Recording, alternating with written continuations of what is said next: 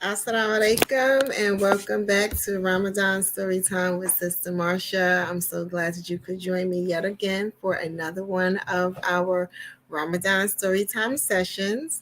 We are to the final days of Ramadan, and so as it comes to a close, we are going to continue our story and going to find out a little bit more about the various prophets that we're learning about, the various lessons that we're learning from the Quran. But Ramadan is definitely going to be leaving us, and it was a wonderful experience for me. I hope it was also the same for you. I hope that you've been able to grow and to learn and to become a better you. And so, with that, we're going to jump into our Ramadan story time story for this evening. This one is titled The Most Patient Man.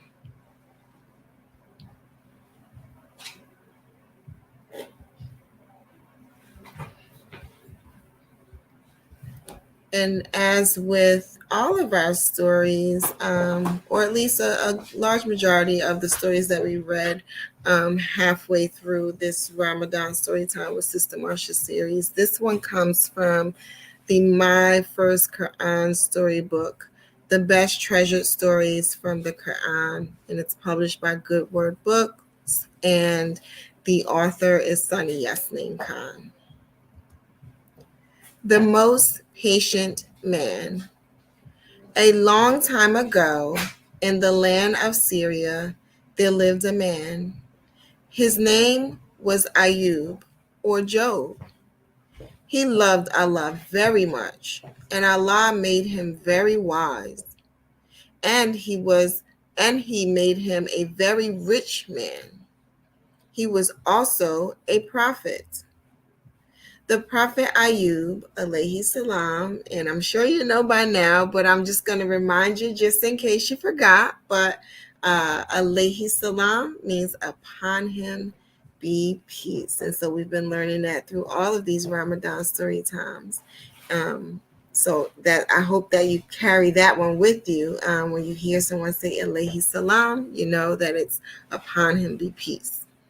The Prophet Ayub had many fields. He had many sheep. His house was very big.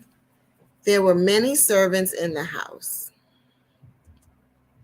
And there you see his sheep. You see some pictures of the sheep that he potentially had. And his children were very good. The Prophet Ayub knew that everything came from Allah. He knew that Allah gave him fields, sheep, and money. He prayed to Allah, thanking him for the gifts. The village people said, "It is easy for Ayub to love Allah. It is easy for him to pray every day. He is rich and he has a lot of time. We are poor. We don't have beautiful houses and fields." If Ayub were poor like us, he would never love Allah so much. He would not pray all the time. Allah wanted to show people that they were wrong. So he tested the Prophet Ayub. He wanted to show them that the Prophet Ayub would never stop loving him. So he put the Prophet Ayub to the test. One day, the Prophet Ayub's sheep got lost. The next day, all the water in the fields and gardens dried up. The Prophet Ayub, alayhi salam, became poor. His family members died. The Prophet Ayub was left all alone, and then he got sick. So imagine that. His fields dried up, his sheep were lost, he became poor, his family died, he was alone, and he got sick.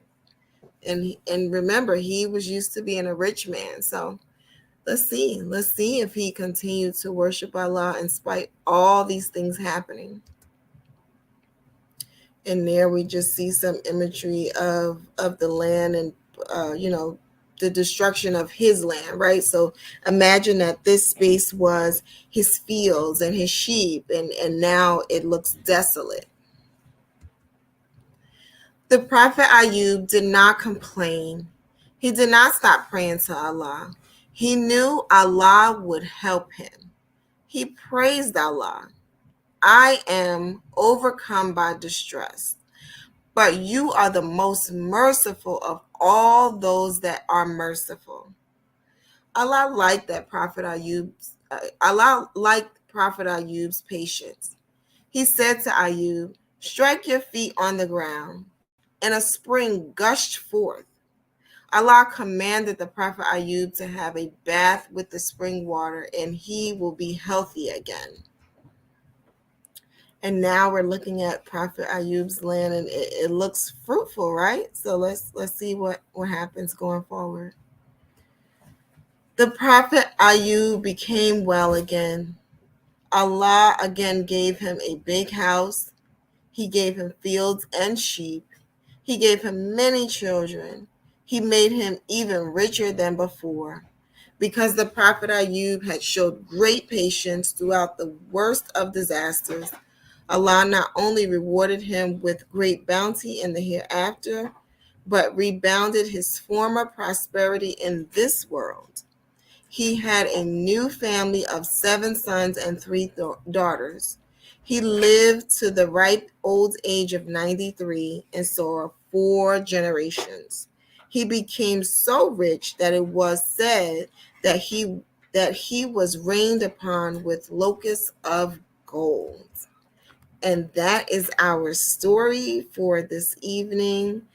Thank you so much for joining me for Ramadan Storytime with Sister Marsha again. Our story for tonight was The Most Patient Man. We learned about the Prophet Ayub, or Job, and we learned that he started out as a rich man with a lot of things, a lot of possessions, a lot of family, a lot of material wealth. And people thought that if he didn't have it, that he wouldn't give the praise to Allah the way that he would normally give, considering that he had all those great things. But even though he had lost all of that stuff, he still remembered Allah. He still remembered God. And so Allah restored him because he remained faithful, and he remained in a position to give reverence or to give honor to God. And so I pray that you learned something good from this story. I pray that you take the example of Ayub, and you remember Allah in the good times, and even when it seems not so good, knowing that Allah is capable of restoring your situation, or restoring your goods, or restoring your wealth, or your family, or wherever it is that you lost. And so thank you again for joining me for this story. I appreciate the time that you spend allowing me to read these stories to you. I hope that you have a good rest of your evening. With that, I'm going to say Assalamu alaikum. Ramadan Mubarak. Inshallah, or if God wills, we'll be celebrating the Eid tomorrow. And I hope that you all have a wonderful time and a great celebration. Assalamu alaikum.